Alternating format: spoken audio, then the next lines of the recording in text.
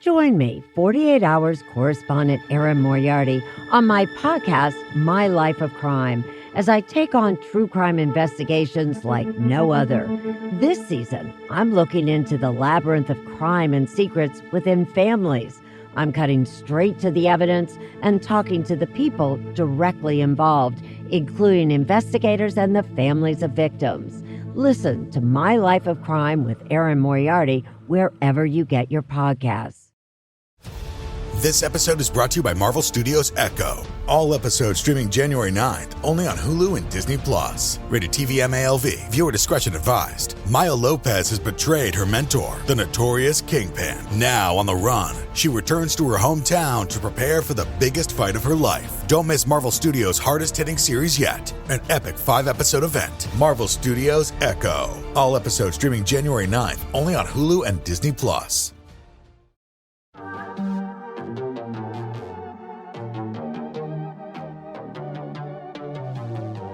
Hey y'all, I'm April. And I'm Caroline. And this is your Bloody Happy Hour.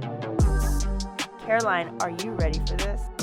This is your newest guilty pleasure. It's the bloodiest part of your week. Did we say something about it also being happy hour? Show did. Because we're about to be sipping on some murder. Bloody Happy Hour.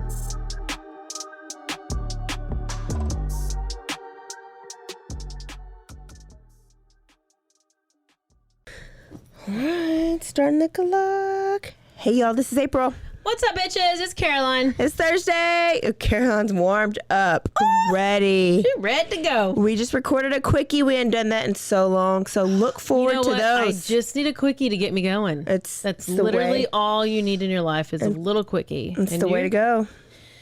What are you drinking? So I got some Truly strawberry hibiscus. I've never even heard of this flavor. I got Truly classic lime margarita style. Nice. Hard seltzer. Yeah, we're ready. We are with it. Wait, I don't want to lose my lip gloss. We got okay. What are you watching? Ooh. I know. Oh, actually, in progress, I killed my dad. I just killed my dad. You know what else? The documentary. You know who else killed their dad? Talked about that? Oh,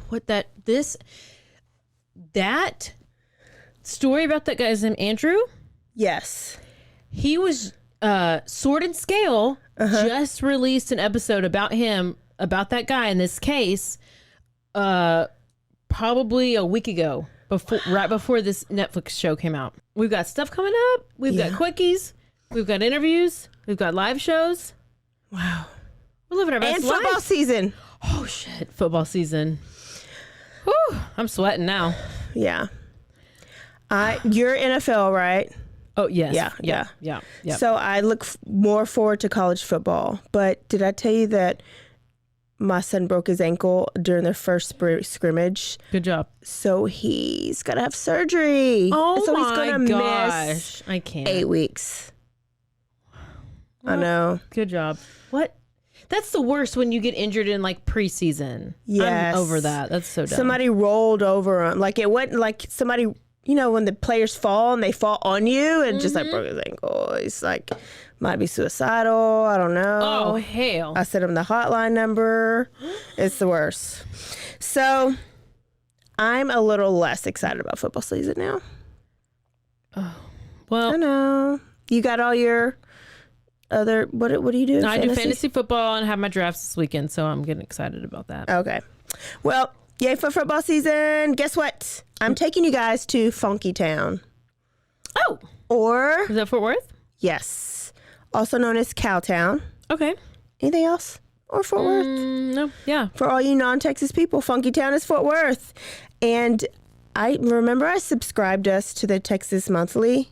Oh, yeah. Yes. So I get a paper copy sent to my house, and then the electronic comes to our Bloody Happy Hour email. Have you seen one? No. I need to check spam. Well, I was just randomly... Oh, she's checking now. I was just randomly... Sorry, I got to close my TikTok because I've been all over this Gabby Hanna situation. You don't even know who that is. No, so don't. Not Keep even it for the there. quickie. Yep. Okay, so read the article. It's by Skip Hollandsworth. If you're a true crime novel reader, he has covered a bunch of cases, local Texas cases. He covered I think it's I'll Be Gone in the Dark, maybe? Austin. I might be making that up. But there's a whole with the yogurt documentary. Austin, serial killer, one of long time ago. Okay. Long time ago. Okay. So he's a big name. He wrote it. It's great. I'm taking you to September 21st, 2020, the other day. Literally. So we're in a neighborhood, Fort Worth, like a working class, middle class neighborhood.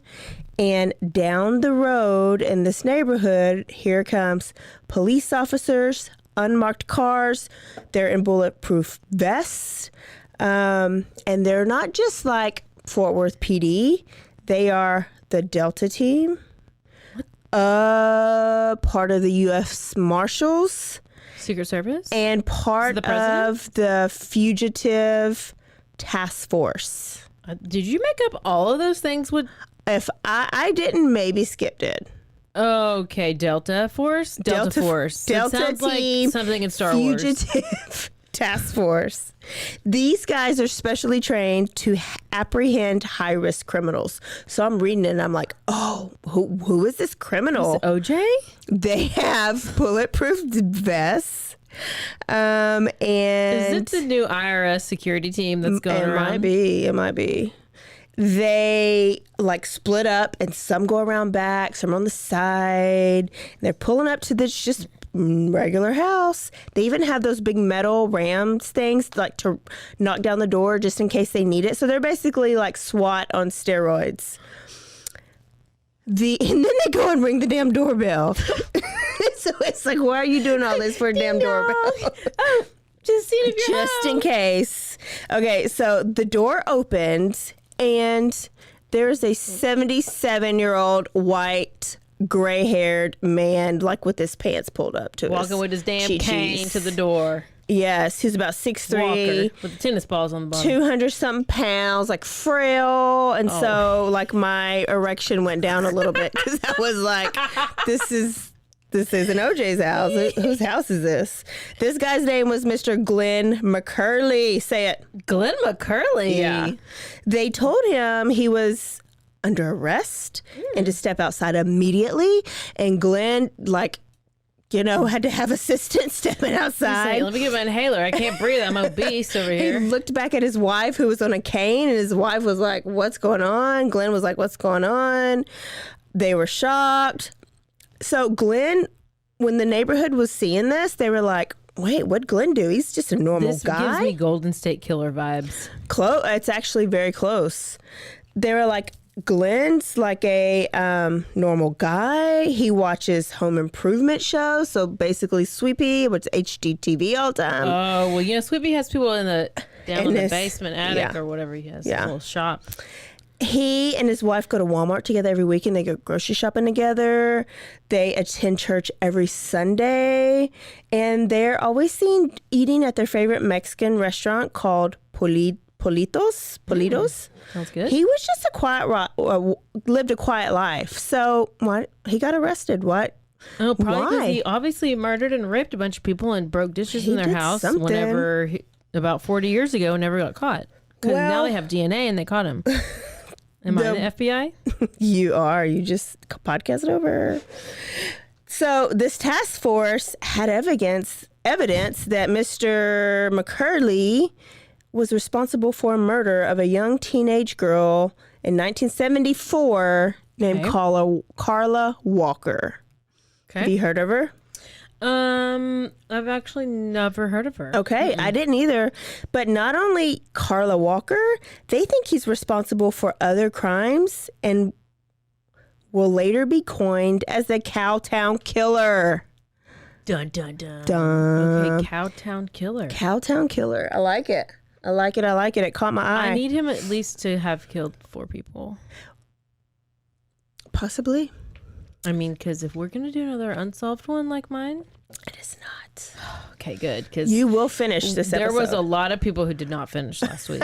And we can't have that. It just they're ready to go. I'm about to finish you off. Okay, good.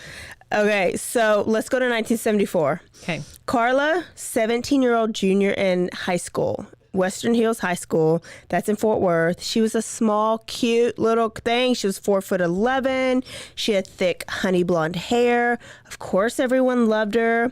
She had a boyfriend who was the star quarterback of the football team. They were both planning and applying to go to Texas Tech University. Okay. And they were going to get married. They just knew they were going to get married. Yeah. So this is February 16th, 1974. 3 days after my birthday. Yes. But I wasn't born, so. It was time for Valentine's dance. Yes, it so, of was. course, they're going together. The theme is Love is Kaleidoscope.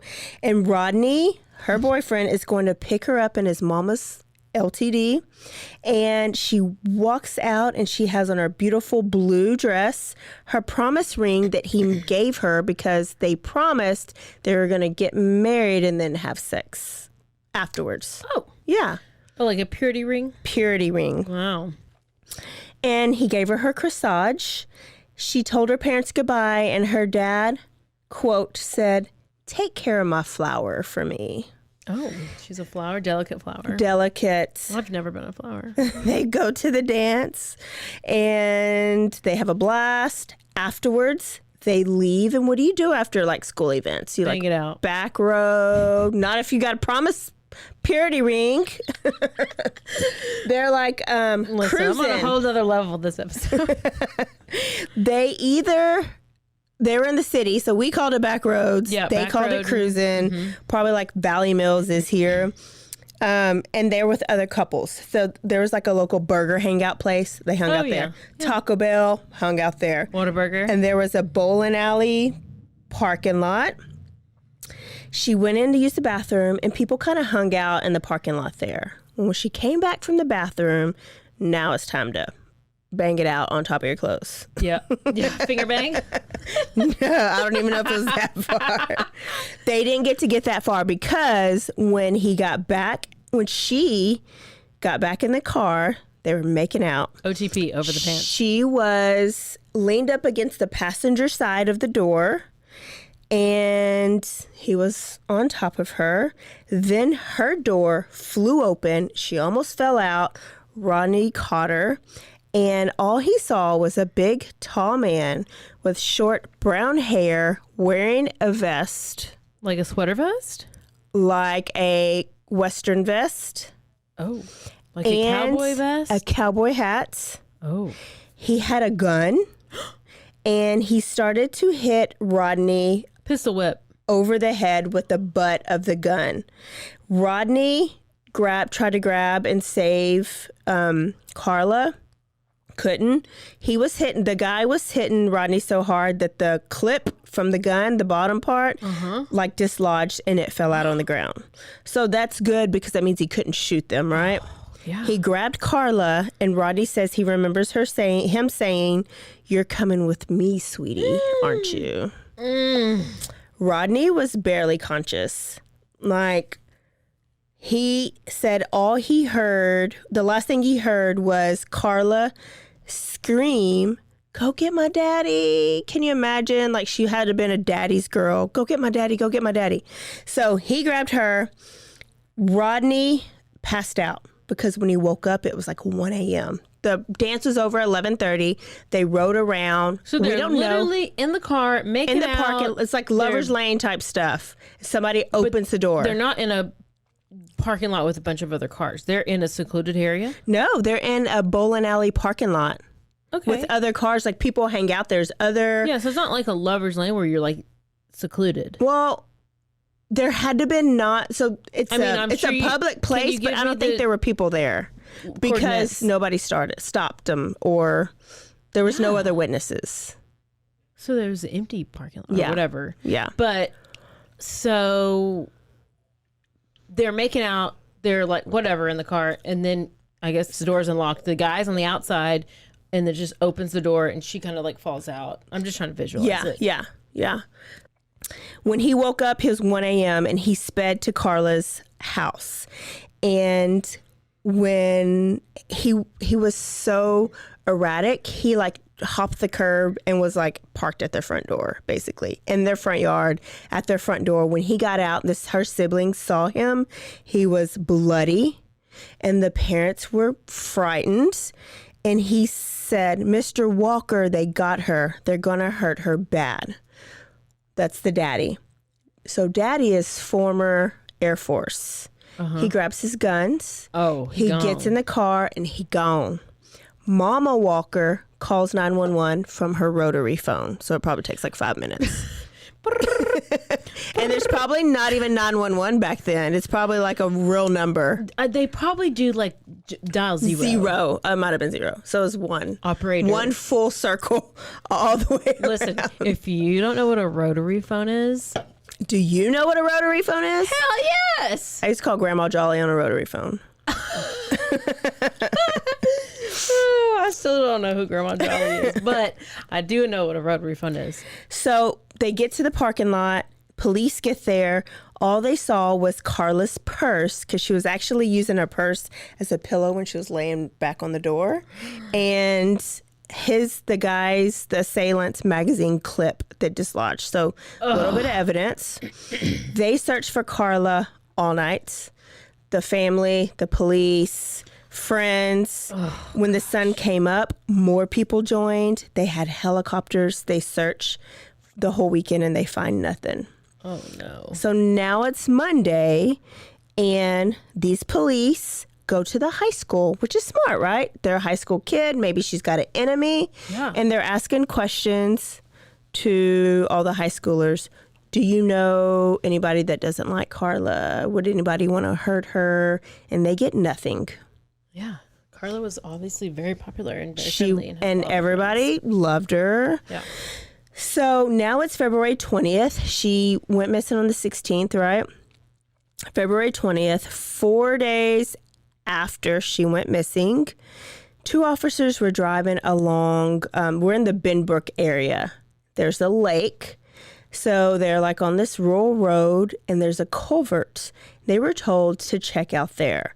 Well, when they got to the culvert, they looked inside and there was a woman lying on her back. Her face and neck were scratched and bruised. It was Carla because they saw the blue dress that the family described. Oh, no. It was ripped, like off, wasn't even all the way on her body. Her bra was pushed up over her boobs, and her pantyhose and underwear were balled up at the beginning of the culvert. Ugh. They knew she was strangled, but there were no ligature marks, so they figured somebody did it with their bare hands. Oh, shit. They took her to the morgue, I guess is where you go, hospital.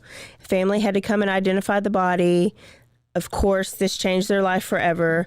The news of the murder was everywhere, and they had a murder in the town. They hadn't had one in a bit. Wow. Her funeral was at the big church. There was 1,200 people there, and teenagers didn't cruise anymore. They didn't go hang out at the bowling alley. They didn't go to Taco Bell. They were like in the house. Oh my gosh. So now Fort Worth is like, we got to form a special task force to find this killer. But they didn't have any evidence. There were no fingerprints. I guess they don't have cameras. There's no cameras. Yeah.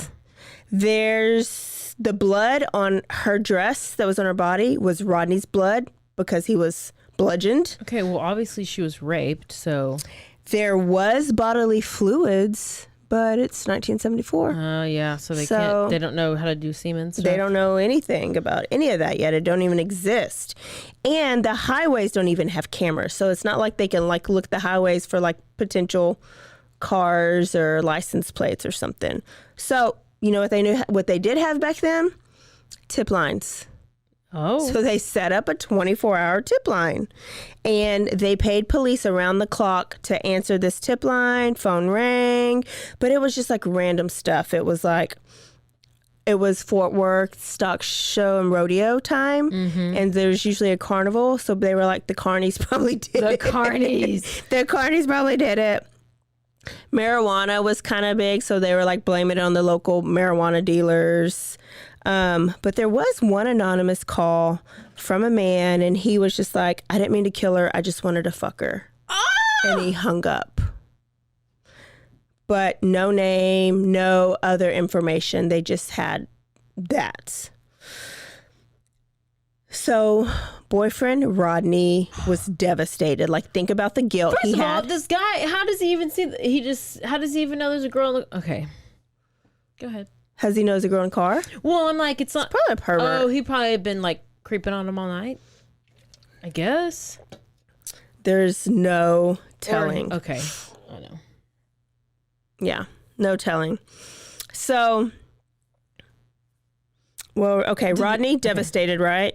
Because he had survivor's guilt. I didn't do enough to save my girlfriend. He had these head injuries, but they wanted to get as much information that they could from him. So they put him under hypnosis. It's like, oh, you got hypnosis back then? Yeah, they did. They did that. Yeah. The only thing he remembered was the cowboy hat that he had on and his short, like, brownish hair and his vest. He drove a sedan, like it's not even a big truck. So if you're going to be the Cowtown killer, you need to drive a big ass dually. Nope. So, Because he's a cop. ooh, is he a cop? Well, it's not a cop. We're not Okay. not going to be mad at the cops today. Okay. The cops actually do pretty decent in this. Oh, good job. So the investigation for the task force, like, so they're thinking about like what else could be related to this murder. 1 year before, remember, Carla was killed was kidnapped on the 16th. There's another murder on February 7th, 1 year before.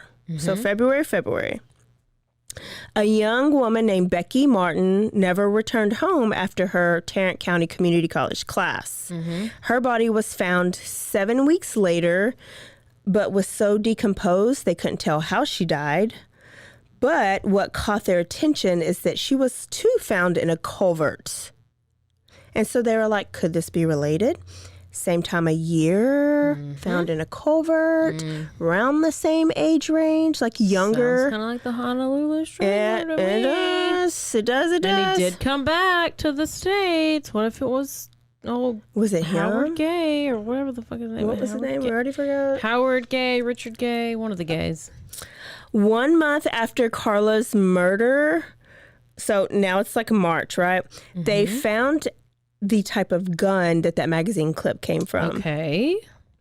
And it's like a .22 something. I don't even know what it was. Yeah. I don't know anything about it. So they got a list from the ATF from everybody who had that gun, and there was 12 names on the list, and one of the names was Glen McCurley, who was at the beginning of the story. Glen McCurley. Glen McCurley. With his walker and his fat self. So let's see what Overweight. they do. Let me say that better. I was really aggressive with that. Well, he was really frail. He wasn't. He was 6'3" and like 200 pounds. So that's like a That's good quarterback. Yeah. But he was old and like frail and like. And how old was he? He was 77. But like these days, people who are 77 aren't super frail. Except for Joe Biden. He's very... You mean Weekend at Bernie's? Let's take a break. And now a word from our sponsors.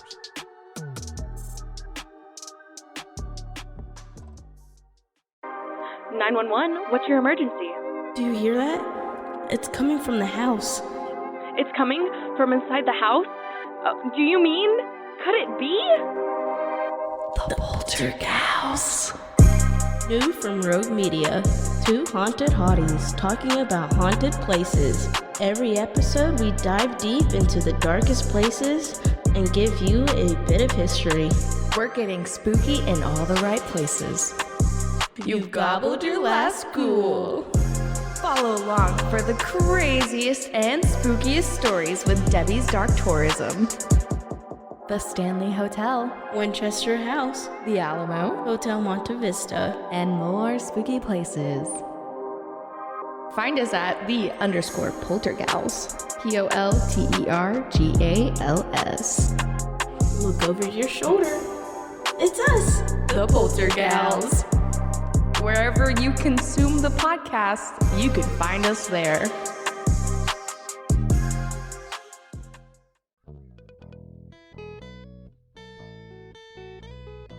Hi, this is Sarah. And I'm Carter. And this is Some of Our Thoughts. We're two Southern sommeliers, and we want to share everything we love and know about wine. We started hanging out during quarantine and cooking and drinking and listening to music, and we just thought this would be a great way to bring everything we know to you guys. We will make wine knowledge and food pairings easy and approachable. So put on your favorite vinyl, grab your favorite glass of wine, tune into our show, and let's have some fun. Wine and vinyl. So check us out on roguemedianetwork.com or wherever you get your favorite podcast. We'll be talking about a lot.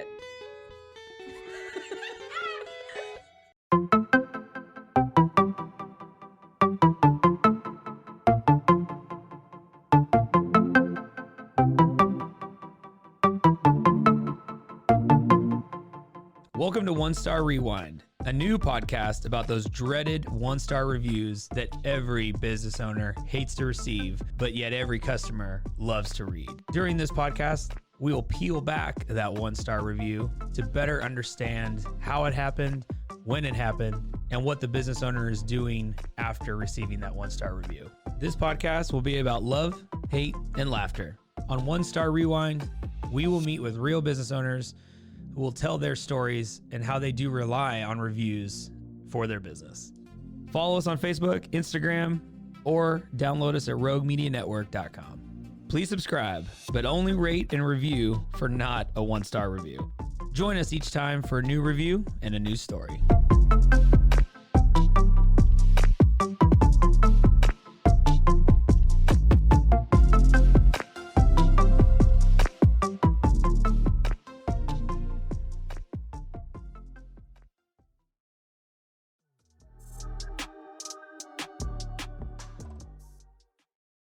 So Glen's name came on, right? So Glen, they were like, well, let's look into this Glen guy. This is still in 74 then. So we're in 74, and this is how the case is going after Carla was murdered. Mm-hmm. So one of the names on the list was Glen. So they're looking to all these different people. They say, Glen, okay, well, he's from West Texas, came from a good family. His brothers were good. They were student athletes, but he was kind of like a troublemaker. They sent him to a boys' home. But it didn't help because he ended up stealing cars and like running from the police. At 19, he turned his life around when he met his wife, Judy Watson.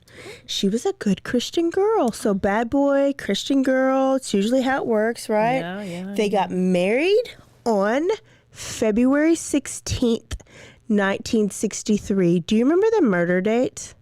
February 16th. Yes. Do you remember when that other girl went missing? February 7th 23rd ish. 7th. Yeah. 19, like a year before. So this guy has he's all about Aquarius. What are y'all, Aquarius? Okay, maybe he's all about Aquarius.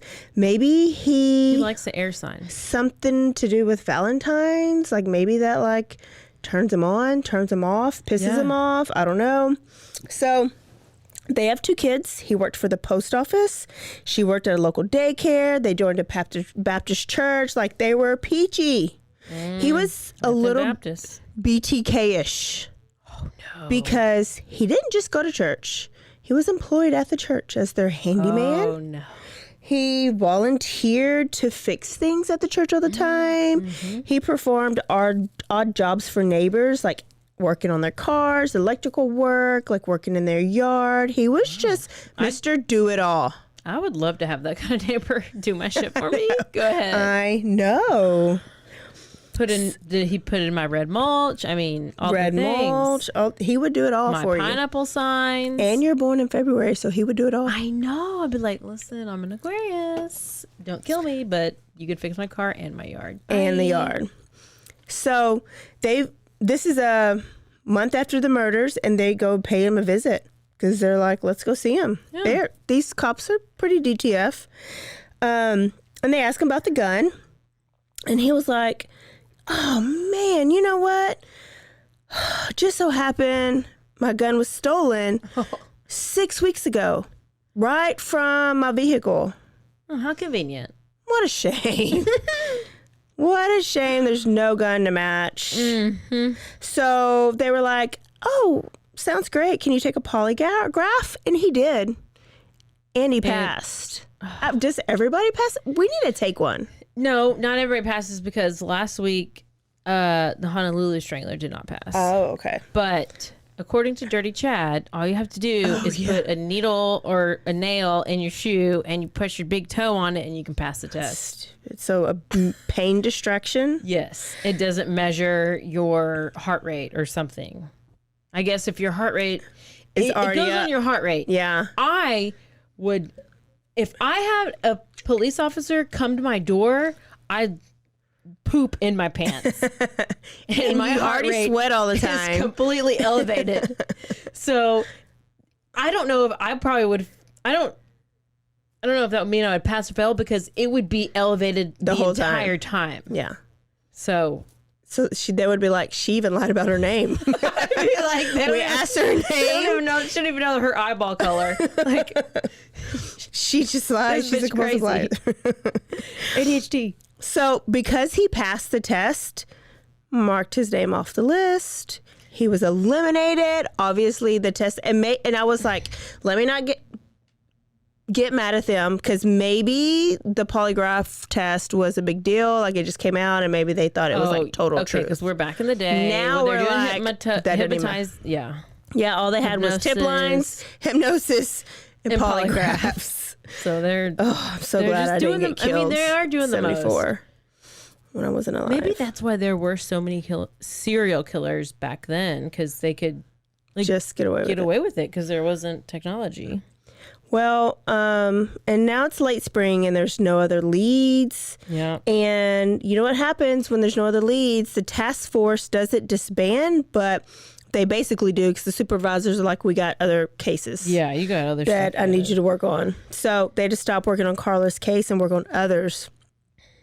In the meantime, Carla's high school did a memorial. They'd got a scholarship fund. And by that next spring of 1975, all her classmates graduated and moved off. And boyfriend Rodney took his ass to Alaska.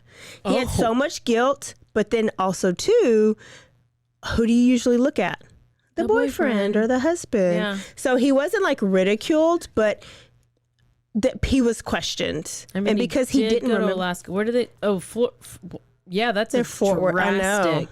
Yeah, Texas people don't even like Alaska. I never would just be like, oh, I'm going to Alaska. If I was living back then and he took his ass to Alaska, I'd have been like, oh, he did it. Yeah, for sure. But he didn't. So Jim is Carla's brother. Mm-hmm. And he remembers like they would get phone calls. Some of them would be tips. Hey, you should look at this guy. Or, hey, I just remembered this. Or whatever it may be. Some of them were real. Some of them weren't. But Daddy, his name was Leighton, Daddy Walker, he wrote down every single tip. And he locked it up in a lockbox because he wasn't going to rest until his daughter's killer was caught. So he was doing his own. He was DTF. He was doing his own investigation. So brother Jim was like, I want to help my daddy. On the anniversary, and just randomly, they would go prowl the bowling alley parking lot because what do killers usually do? Oh, go revisit the scene. They go revisit. I don't even know if they knew why they were doing it, but they did it. Yeah. Brother Jim was taking boxing classes and he became like a runner because he was like, what if I happen upon him?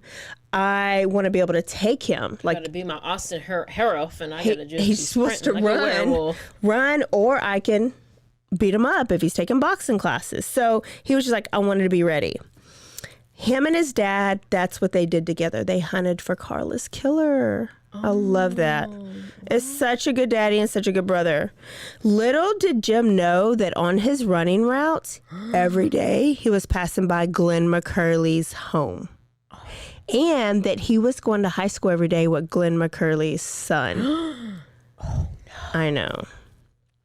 3 years later, after Carla was killed, 25-year-old June Ward is a nurse. She was found on February 19th. 1977, on a curb in South Fort Worth. She was naked. Her bra strap was wrapped around her neck, so she too was strangled. And she was also bludgeoned with some random heavy object. This is the July 9th murder. Denise Huff, she was found strangled in a creek bridge. February 1983, Christy Tower was a waitress at Billy Bob's nightclub. Have you ever been there? Yes. It's the best. Who hasn't? She was found, bound, and strangled in a field. And her purse was found in the bowling alley parking lot where Carla went missing. So it's like he hunted near where he lived. Yeah. Oh my gosh. Officials were like, do we have a serial killer? I feel like you do. Probably sounds like the Honolulu guy. I think that's where the Cowtown killer kind of came about a little bit. Yeah. But they weren't in, like your guys in Honolulu, they were like, beware of this, wear workout shoes, wear your yoga tights, don't go anywhere alone.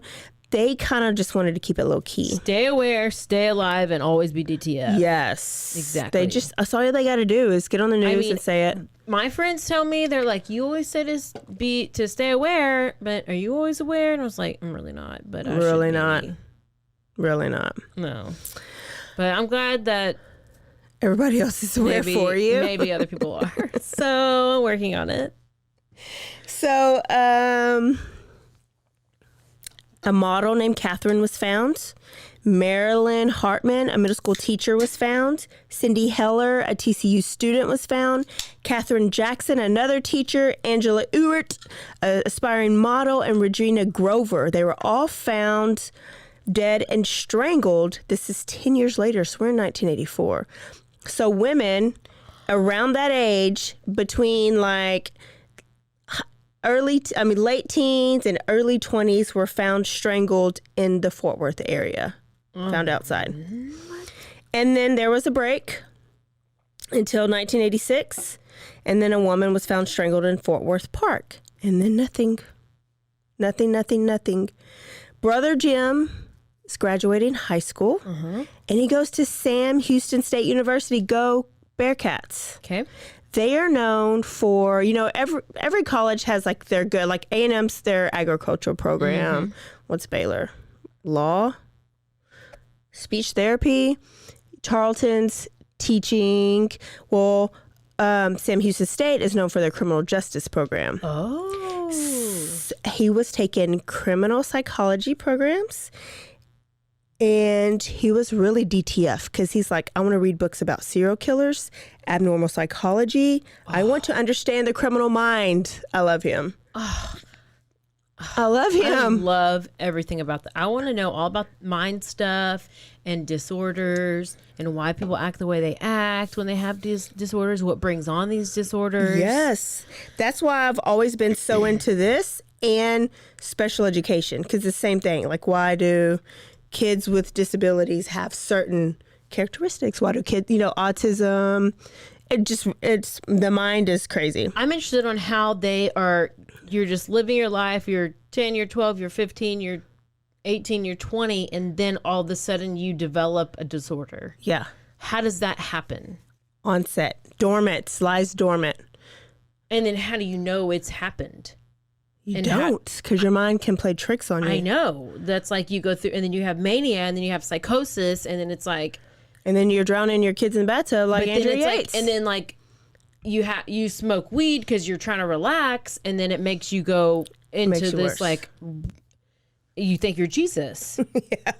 Yeah. So it's just this mind and this brain is crazy. I know. So brother is like, I want to know more. I want to know more. I want to know more. He's doing all the studying. He wants to understand the criminal mind. He graduated from Sam Houston State, and he moved back home because he wanted to join the Fort Worth Police Department, get promoted because he's got a degree. Usually police, they just go through a police academy. And he was like, I'm going to get promoted to detective, and I want to get my hands on my sister's files. He is so DTF. Listen, I said, this is DTF at its finest. At its finest. Everybody be a Jim. Take a drink for Jim. You know what? Jim's not a dumbass. Take a drink. Cheers. Drink for Jim. So... I hate to break your heart. I'm about to break your heart. Okay. He could not make the police academy because he found out he had a deteriorating eye condition and would end up blind eventually. In both eyes? It don't matter. You can't be half blind. You have to have good vision. He can't be a detective? No, you can't. You got to be in police academy before you can do that. Oh my gosh. Well, if you can't aim to shoot a gun. Okay. So his dreams were shattered. I was just thinking he would be like, after the murder, you go to the scene of the crime and then you do your detective work like in the office or some shit. Yeah. No, he was wanting to be like... He couldn't even make a police first. You got to be a police before a detective because he couldn't pass the physical portion of the test. Oh, God. I know. He ended up being a security guard for a little bit. Oh, no. But he was still searching for Carla's killer. So just because his dream was shattered, he still wanted to look for his sister's killer. Well, that's good. It's 87 now. Okay. And Carla's dad passes away. He never knew what happened. No closure. No clue what happened to his daughter. So Jim kept searching, and he went and he remembered his dad's box of notes, like when people would call, his tips. So he goes through every single lead. It takes him a little bit. But in the next couple years, all the siblings die. Like, she had a lot. Like, the mom dies of Alzheimer's. The siblings die of just different random things young. Like, really young. And it's Jim and his sister left. But Jim's married. He's got family. So, we're in 2015. Literally. Yeah. And when mom dies, dad dies, Jim is like, I want to move back to my home, like my childhood home, because he's like, what if the killer like grows a conscience and wants to come knock on the door and confess? Or he wants to go back to his actual house that where he lived, where he grew up in with Carla and his family. And so he and his wife and his family, they go and live there. Okay. And his vision gets worse. He's working for like the state. He has a guide dog, but he doesn't let it stop him. Gosh, he's blind. Just about. Like, probably legally, I don't think he can drive, but he can still, he has some functional vision. What? Wow. I love Jim. Jim, we love you. Jim, come on the podcast. So he called the cold case unit often. I have a friend whose daughter died and it was went unsolved. Every month she called and she called and she called. To keep it active. Mm-hmm. Like, don't forget my daughter's name. And so those are the type of people I want to talk to, like people that have been like through this. So anyways, they would call and people would turn over all the time. Well, there was no leads until 2018 when a woman...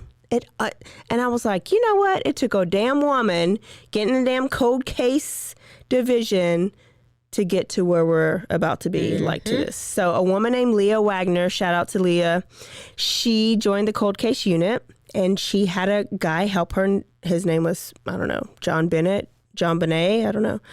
And they're investigating. John Benet?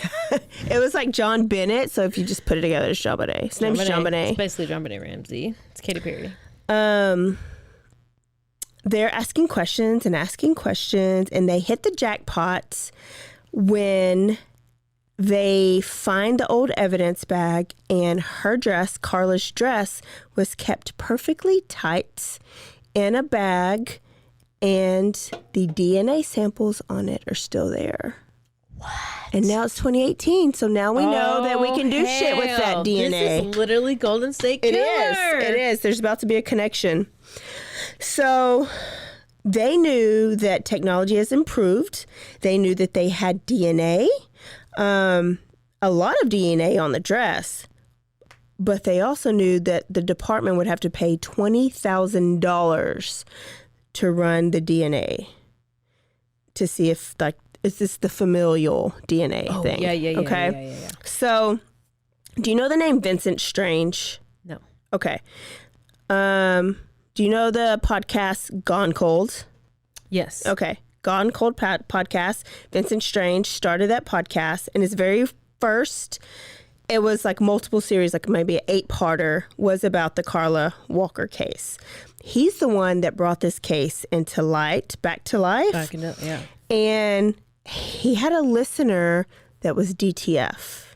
Did I write the listener's name? So on his podcast, he interviewed like Jim, brother Jim, and sister Cindy. And one of his listeners happened to go to high school with Carla. And she says that she was like probably like the C group. Carla was the A group, but Carla always made her feel like she was not the C group. So she wanted to help find justice for Carla. So she makes brochures and pamphlets, and she goes to Crime Con Dream to go to Crime Con. Bruh. And she gave them out to all the bigwigs. You're about to cream. Keith Morrison from Dateline. It's who you sleep with every night on your TV. Nancy Grace. Oh, no, that's where I'm at. Paul Holes. Oh, Paul Holes. From Oxygen. And he's the one who helped solve the Golden State Killer. I know. There's the connection. And McNamara. She was the one who wrote the book and did the series and died. And I need to read that book. We need to cover that story. Well, I don't know all of it. I don't read books, but I watched the HBO. The HBO. I need to at least watch that. And her husband is that other famous actor.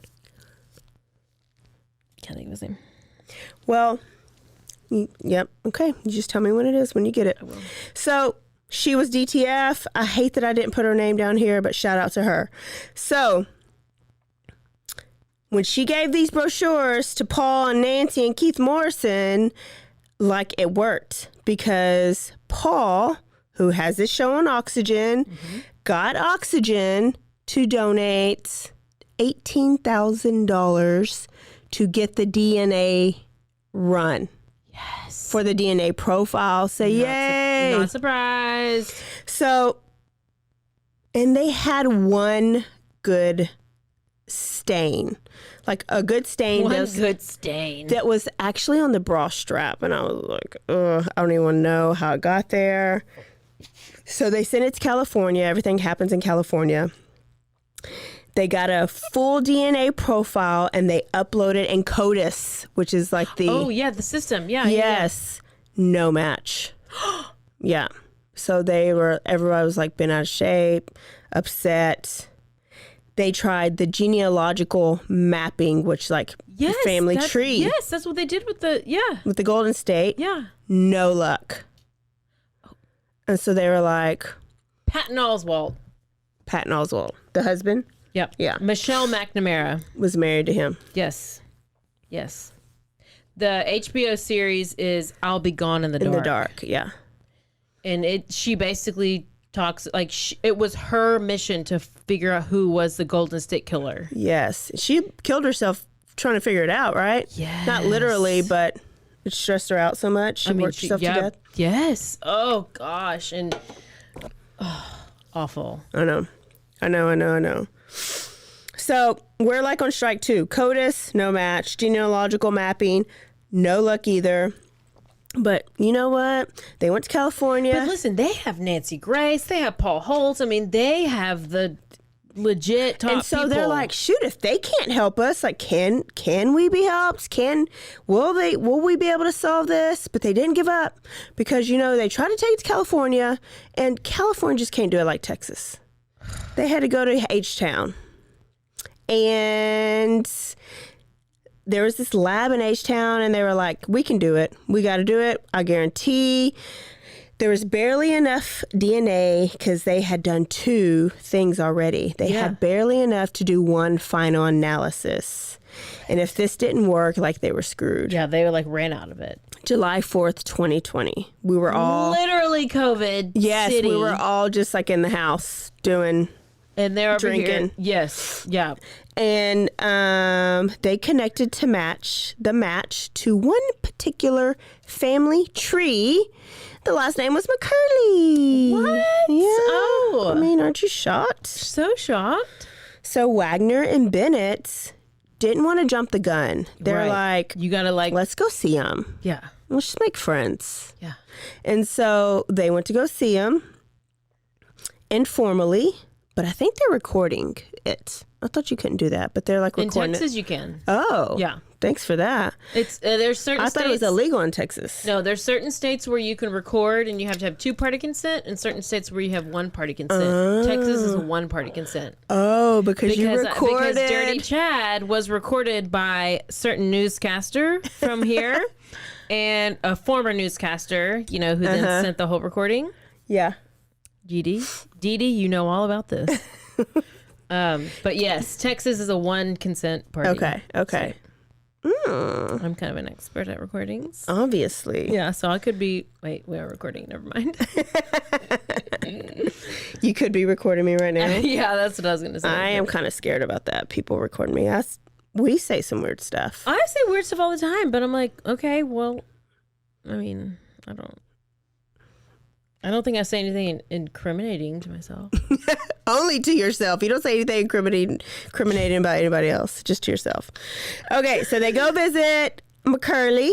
He and his wife were like, sure, come in. Do you want some tea? And they're just like talking. And so McCurley's like, so what brings y'all here, boys? Now, were they weren't police officers. They were coming as police officers, and they really wanted to watch the behavior. Yeah. And it wasn't like nervousness. I know you may not know all these details but I'm curious to know if what they're, how do you get invited in? Like, so, they said, hi, we noticed I'm so-and-so and so-and-so. We're on the cold case team in Fort Worth, and we're opening up the Carla Walker case, and we're just going back over old names that come up. We saw that you were eliminated. Can we ask you a couple questions? And then they invite them in, and they sit down. Like, simple as that. And so the wife was like, I hope you find out who killed Carla. That girl needs to be remembered as someone who mattered. I remember that family. And she talked about how, like, they kept Carla's car in the spot that it last was for years. Like, they didn't drive it. They didn't move it. They didn't do anything. So they kept her room intact. Left a big mark. I mean, like, this was a known, like a... This was it's Benbrook. So Benbrook now is humongous, but back then it wasn't that big. Yeah. And so there wasn't a lot of crime. Like, people didn't lock their doors. It changed, like, how they, I guess, viewed crime. Even they said that, like, when she went missing, people never thought she would have ended up dead. They thought she was just going to walk back through the door. Yeah. Like, whoever kidnapped her was just going to drop her off. Like, they were that... what's just ignorant, I guess, about how ugly people can be. Yeah. And so this is the case that kind of like turned them to don't trust anybody, like we all tell everybody to do. Yep. So she was like, that girl needs to be remembered as someone who's mattered. And they were like, we agree, and that's why we want to go through this, and we're just eliminating people. Glenn, wife right here, do you mind if we take your DNA sample to rule you out? Yeah. And he hesitated, but his wife's right there. Yeah. Like, he was just talking about how they need to find the killer. So he agreed. So they swabbed him, took it back. 11 days later, exact match. Like, exact, not like 3 decimals off. I don't know what's decimals, but whatever. Yeah. And then that takes you to where we started, where they're at his front door and they arrest him. So they got him in custody. Bruh. He's in the station. He waives his right to have a lawyer present during the interrogation. And usually when people do this, especially like BTA, what did he start doing? Talking. Yes. Like they've been holding it in. They want to be recognized. Yes. But he didn't do this. He had cancer. And he just kind of stood there and was like, acted like he didn't know why he was there. And so they took the angle of, when they're interrogating him, they're like, you have cancer and this is your time to make amends, to confess your sins, because he was Christian, supposed Baptist. It's time to make things right before you die. Do you have anything you want to get off your chest? Didn't do it. Like nothing. Mm-mm. So then they saw and heard how close him and his wife were. So then they took that angle and they were like, I can tell you and your wife are so close, y'all have no secrets. But you do have a secret, don't you? It's been killing you not to tell your wife. Do we need to bring her in so you can get it off your chest? And that got him. And he was like, well, I did do it, I guess. And that was it. But I did do it, I guess. I guess. And then Bro. I know. And then I hate when they make up chicken shit stories that don't even make sense. Like, if you do it, own up to it. So his chicken shit story was that her boyfriend was actually attacking her in the car. Like, sexually assaulting her. Attacking and her. He saw her, and so he saved her and put her in his car, or truck, whatever he drove. And she was so grateful to him that she kissed and rubbed and hugged all over him and wanted to have sex. But after they had sex, he didn't remember anything after that. And so the cop was like, he went brain dead? The cop was like, because he said he was drinking whiskey that whole night. So you're telling me that she'd been with her boyfriend for forever. They promised not to have sex until marriage, but she wanted to have sex with you after meeting you for 5 minutes. And he was like, it is what it is. So look at me, bro. They charged him with capital murder. And the trial only lasted 3 days. He switched it up and pled not guilty. And then by the end, when they brought in all the stuff, he was guilty. AF. His wife and his son were devastated in the courtroom. And the two siblings left, Jim and Cindy, embraced each other like after it was. He was, blah, blah. He got life in prison only, and his family never visited him ever. And Jim actually went to his son, the killer's son, and embraced him and was like, it's not your fault. Went to the wife, it's not your fault, like your dad's a piece of shit. Wait, Jim the brother embraced McCurley's son and wife. Yeah, it's not their fault. Yeah. I mean, it's not their fault. So he's in prison. Life. How old is he when he's convicted? He was 77 years. Well. Oh, okay. They arrested him when he was 77 years old. Okay. So people come to talk to him because they're like, did he kill these other ladies? Is he the Cowtown killer? Did he kill all these February people that died, plus all these other ladies, strangled ladies? I didn't even count them all. There's a lot. There's over 10. And he never confessed. He changed up his story, like about Carla, and he gave details that linked to other murders. And they think because he was old, he couldn't like keep the thoughts together. But he kept it within. When brother Jim got his closure, and they found the killer, he sold that house that he's been living in, like his childhood home. Oh my gosh. He was like defined his whole life. It did. And he's like, I can maybe live now. And so he was like, there's so much pain in this house. Every time he passed by the bathroom, he would see his mom crying after Carla was killed. And he gave them a bunch of money that he sold the house for to Fort Worth PD Cold Case Support Group. And they are raising money for DNA swabs for these other victims to try to tie them to McCurley. Isn't that badass? Because I love it. I know. He's like, there's all these other families that don't have justice for their mom. So that's it. But I wish he would have been convicted for them. So you obviously also he still could left I think me he still left hard with jizz out. What? Wait, what did you say last time? I don't even know. Wait, I said don't it's have like a penis. It's like sex where you can't finish. Yeah. No, there's a little bit of finish. I know. It was the pre-finish. Oh, is there two? It wasn't the full finish. Like we always tell you, this is kind of a porn podcast. It is. It is. Well, as of right now, McCurley filed an appeal. Oh, hell, McCurley, just go on. Because he said his confession was coerced and he don't know why he's in prison. So, y'all, that is the end of the Cowtown Killer. 2, 1. That is the end of the Cowtown Killer. We're going live, y'all. We're going live as we record this. Yeah.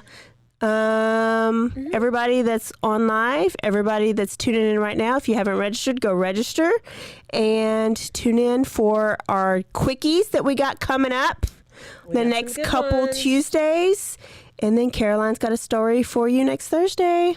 What's it going to be? Who knows? What's it going to be? We're recording. How fun is this? Go rate, review, and subscribe. Apple Podcasts, Spotify, or on what? They can rate us on our Facebook page too. Don't forget to. Is that I do it? Yep. Don't forget to. Stay aware. Stay alive. And always be DTF. Bye, y'all. I don't know why we can't ever get it. I can't ever Bye, understand y'all. it. Hey, Cricket customers, Max with ads is included with your Cricket $60 unlimited plan at no additional cost. Nice! Max is the streaming platform where you can watch Scoob, Meg 2 The Trench, The Nightmare on Elm Street collection, and so much more. Remember me. Just log in with your Cricket username and password to experience Max on all your favorite devices. We've never seen this before. Max, the one to watch for a good scream with Cricket. Phone plan streams in standard definition. Programming subject to change. Fees, terms, and restrictions apply. See cricketwireless.com for details.